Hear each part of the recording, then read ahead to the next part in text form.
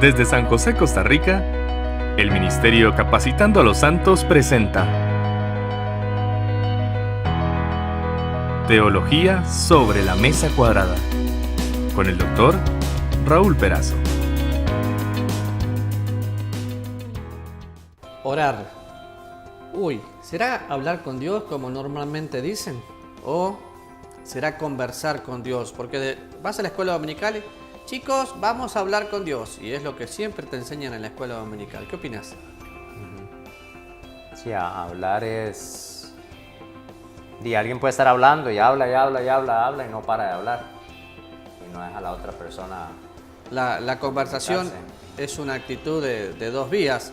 Hola, les saluda Raúl, me encuentro con Jonathan y estamos contentísimos de que venga siguiendo nuestro programa Teología sobre la Mesa Cuadrada. Y lo que compartimos con usted es un discipulado básico que todo cristiano tiene que saber y estamos tratando de explicarles cómo nosotros hacemos un tiempo devocional.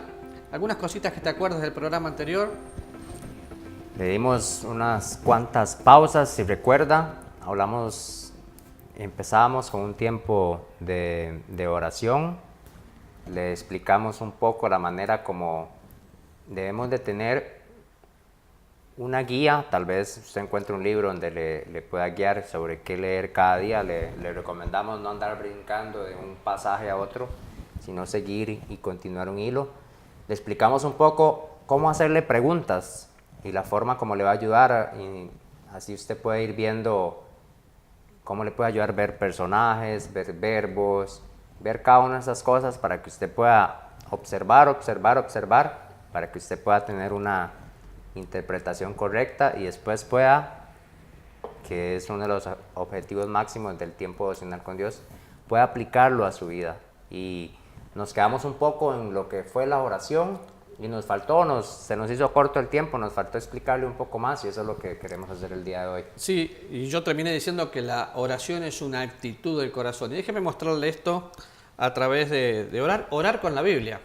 En algunas oportunidades yo tomo la Biblia y oro con los salmos, busco oraciones, pero cuidado con esto, no estoy rezando, no voy a decir te ruego, Jehová, Dios de los cielos, y pensar que esa es mi oración, pero puedo tomar ejemplos de cómo oraba. Fíjese en Nehemías capítulo 1, dice, cuando oí estas palabras, ¿qué palabras? Él había recibido una mala noticia, sabía que la ciudad estaba quemada, estaba destruida, que había cautividad, que las puertas estaban derribadas. Cuando oí todas las malas noticias, no salió corriendo. ¿Qué hizo? Se sentó, lloró, hizo duelo. Estaba con una mala noticia y no hizo nada. No, porque después que oró, que hizo duelo, ayuné y oré delante del Dios de los cielos. Este fue Nehemías, que era el copero del rey. ¿Y cómo ora? Ora diciendo, oh Jehová, Dios de los cielos, grande, fuerte, temible, y engrandece a Dios en su oración. Entonces, ¿por qué Nehemías puede orar de esa manera? Y porque es lo que él creía. Él creía en un Dios grande, en un Dios fuerte, en un Dios poderoso. Pero fíjese, en el capítulo 2 vemos a Nehemías, que era el copero, y en el versículo 4 el rey le dice, ¿qué cosa pides? ¿Qué cosa pides? ¿Por qué? Porque vio a Nehemías con su semblante triste. Si el copero tenía semblante triste, podía hasta ser muerto. Sí. Y Nehemías le dijo, oré al Dios de los cielos y dije. Fue una actitud del corazón. Entonces no podemos pensar en la oración de otra manera que no sea orar sin cesar, reconocer la grandeza de Dios, conversar con Dios en maneras naturales. Y vamos a ver algunas cosas en el Nuevo Testamento también. En Salmos va a encontrar mucho cómo orar. Y a mí me gusta orar con la Biblia, me gusta imitar a otras personas que oraron, pero no, otra vez permítame que le repita, no es rezar o pensar, bueno, vamos a decir Padre nuestro que estás en los cielos, santificado sea tu nombre, no. Pero puedo aprender del Padre nuestro. Jesús tuvo que decir también en cuanto a la oración. Por acá tengo Mateo 6, el versículo 5 dice, cuando ores no seas como los hipócritas, porque ellos aman el orar en pie en las sinagogas y en las esquinas de las calles, para ser vistos de los hombres. De cierto os digo que ya tienen su recompensa, mas tú cuando ores, entra en tu aposento y cierra la puerta, ora a tu Padre que está en secreto, y tu Padre que ve en lo secreto te recompensará en público. Y orando unos 6 vanas repeticiones, parte de lo que estaba diciendo, que no es rezar como los gentiles que piensan que por su palabrería serán oídos. Y ahí sigue Jesús ahí explicando sobre... Y esto sobre me la lleva, oración. las vanas palabrerías. Muchas personas son las que dicen que impresionan a la gente en público, pero no tienen oración en privado. Entonces, algo que usted tiene que saber, en su tiempo devocional usted ore como quiera, derrame su corazón delante de Dios. Lo vemos en Ana, derramando su corazón. No estaba ebria, estaba atribulada y decía lo que había en su corazón. De hecho, viene después de lo que yo acabo de leer, viene la famosa oración que se conoce como el Padre Nuestro. Sí, que mucha gente la repite de memoria, y si entendiera lo que repite, ya no lo repite. Padre nuestro que estás en los cielos, santificado sea tu nombre. Está bien, pero no solo está en el cielo, también está en mi corazón. Y es algo que van a rezar, a orar durante la tribulación. Y a veces nosotros, sí, pero es la oración modelo, sí, pero no tengo por qué repetirla de memoria. Eso déjelo para los religiosos, no para nosotros.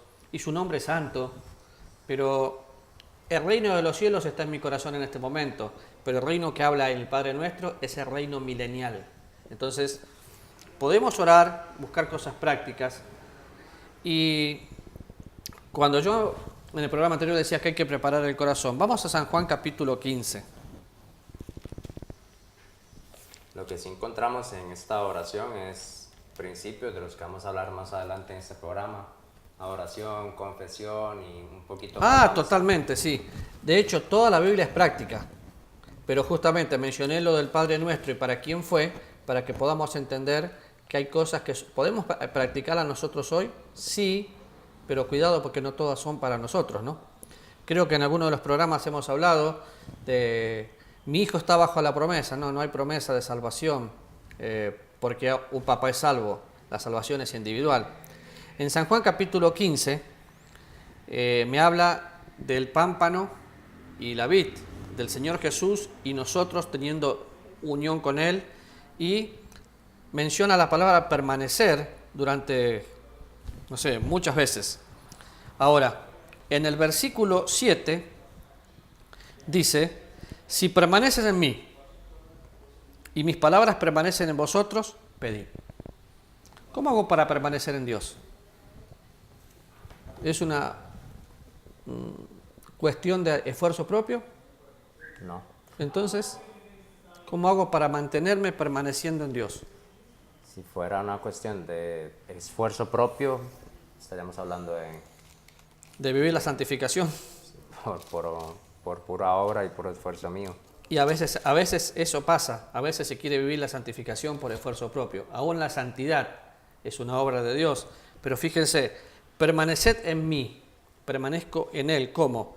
Bueno, muchos principios que hemos mencionado, pero permanezco en Él, comunión, intimidad, la palabra de Dios enseñándome cada día, morando en abundancia en mi vida, permanezco en Él y permanezco en su palabra. No puede haber un cristiano que diga que está en Cristo y no lee la Biblia. Otra vez el mismo principio. Permanezco en su palabra, permanezco en su persona. La consecuencia va a ser que cuando yo soy un discípulo que permanezco en Él, entonces voy a poder andar como Él anduvo. El versículo 16 del capítulo 15 dice, no me elegisteis vosotros a mí, sino que yo os elegí a vosotros y os he puesto para que vayáis y llevéis fruto y vuestro fruto permanezca, para que todo lo que pidiereis al Padre en mi nombre, Él los dé. Y otra vez vuelve a mencionar el amarse unos a otros. Pero todo lo que pide al Padre me lo va a dar, claro. ¿Por qué? Porque si usted se acuerda, el apóstol Pablo nos dice en 1 Corintios que nosotros tenemos la mente de Cristo. Si yo permanezco en Él, y después de permanecer en Él, estoy pensando como Él piensa. Entonces, cuando yo pido, ¿qué voy a pedir? Lo que Dios pediría. A veces pienso que nuestras oraciones tendrían que decir, Padre, te pido todo esto en mi nombre y por mi voluntad, porque no queremos pedir como Dios pediría. Sí. De hecho, eso es lo que le iba a decir, porque ¿pido qué? discipulando a los muchachos y lo que sea, decía, pero no es lo que sea. No A veces puedo pedir personas- antojadizamente lo... Ore por la salud de fulano. ¿Es salvo? No, pero necesita ser sano. ¿Para qué querés estar sano sin Cristo? Y solamente te piden oración por trabajo, por salud, por matrimonios peleados. Cuando en realidad el apóstol Pablo vemos oraciones, por ejemplo, Efesios. Mira una oración del apóstol Pablo y se habrá dado cuenta que me encanta el libro de Efesios, ¿no? Y lo podemos ver en diferentes maneras, pero en el capítulo 3, versículo 14, dice: por esta causa doblo mis rodillas ante el Padre de nuestro Señor Jesucristo. Y empieza a orar, de quien toma nombre toda la familia en los cielos y en la tierra, para que os dé conforme a las riquezas de su gloria, al ser fortalecidos con poderes del hombre interior. Yo quiero que usted ore así, por mí. Es más, yo necesito su oración. Romanos 15 dice: les ruego, hermanos, que me ayudéis orando por mí a Dios. Porque usted orando me va a amar, pero usted tiene que orar. Yo quiero orar para que Jonas sea fortalecido en su hombre interior. ¿Puedo orar por otras cosas? Puedo orar por lo que sea y Dios siempre me va a escuchar y me va a entender. Pero el requisito para orar es permanecer en su persona, permanecer en sus palabras. Entonces voy a pedir. Y pida lo que quiera. Lo bueno de la oración es que Dios arregla nuestras oraciones. Si pedimos mal, ¿quién las arregla? ¿Te acordás? El Espíritu Santo. El Espíritu Santo arregla nuestra oración. Entonces, a veces no sé lo que voy a pedir. Bueno, el Espíritu intercede por nosotros. El modelo es orar al Padre, el Espíritu intercede y llego por medio del Hijo. Y en el interior de su corazón usted está hablando con Dios. Dios siempre le va a escuchar. Ahora, viene a mi mente, y por eso lo busqué, cuando vamos a ver cómo oraban, y tengo que dar gracias a Dios por todo. Y cuando algo no me gusta,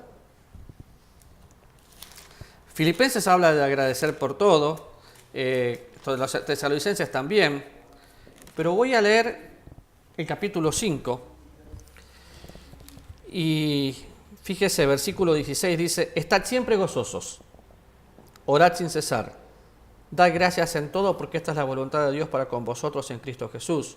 No apaguéis el espíritu, no menospreciéis las profecías, examinad todo, retened lo bueno, absteneos de toda especie de mal.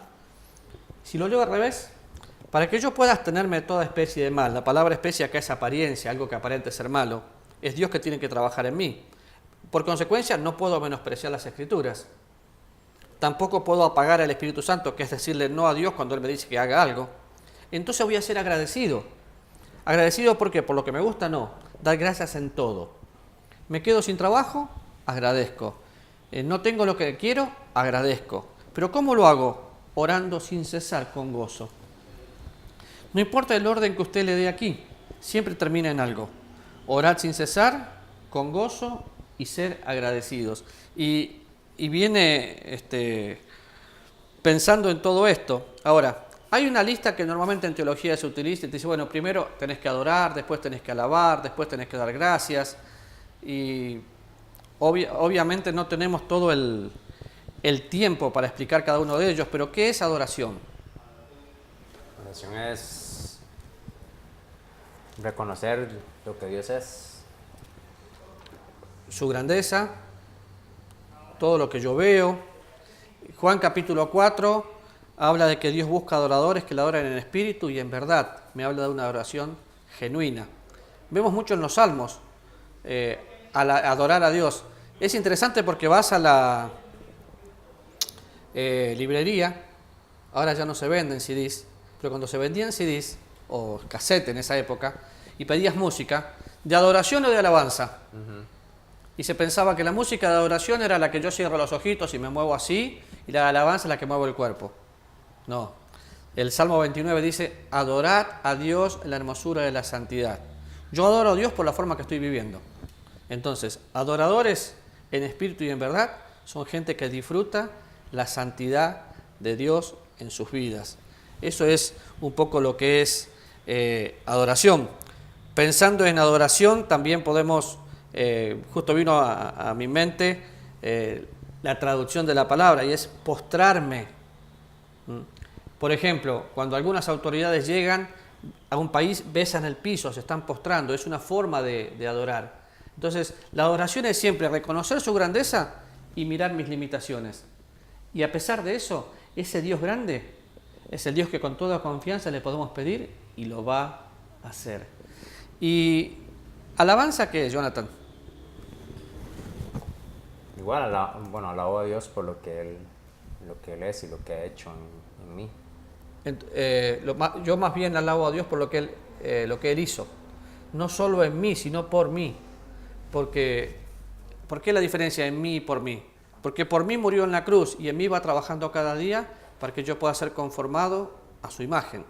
Entonces, en su tiempo de oración usted tiene que decir, bueno, Señor, yo te adoro, y piense todas las cosas por las cuales usted va a adorar a Dios. El cielo y la tierra los creó Dios. Las nubes las creó Dios. Las montañas las creó Dios. A veces no pensamos en todo lo que Dios significa, toda esa grandeza. El hecho que Dios sepa lo que estás pensando ahora, lo que yo estoy pensando, su omnisciencia, la omnipotencia de Dios, eso es adoración. Alabanza es por todo lo que Él hizo. Murió en la cruz, limpió mis pecados, caminó entre nosotros, se humilló.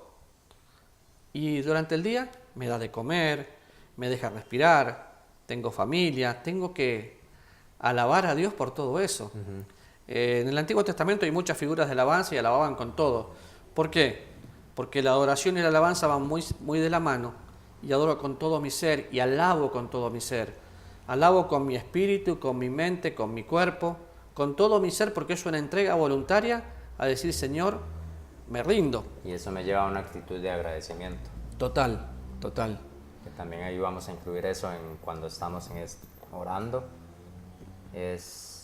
Ahí vimos dándole gracias a Dios en todo. Entonces yo estoy agradecido y lo manifiesto y se lo digo a Dios cuando estoy orando. Ahora, para que una persona esté agradecida, tiene que estar llena del Espíritu Santo. ¿Por qué? Porque si no tiene comunión con Dios, nunca va a tener gratitud. Y la gratitud también es una actitud, porque es interna. Cuando una persona está llena, controlada por el Espíritu Santo, da gracias en todo, como algo natural, aunque no le guste, porque ve el propósito de Dios y sabe que aunque el momento parece difícil, Dios sigue en su trono y tiene el control de lo que está sucediendo. Entonces, adoración, alabanza, gratitud, confesión. ¿Qué es confesión? Confesión. Una manera fácil tal vez de verlo es, ya dijimos, si sabemos que Dios es omnisciente, todo lo conoce, pero yo confieso a Dios cuando he pecado, le confieso a Él. Lo sabe, por supuesto que ya lo sabe, pero yo me pongo en una actitud de sumisión y humillación ante Dios, diciéndole, Dios, he fallado, y me estoy poniendo a decir lo mismo que Dios ya sabe.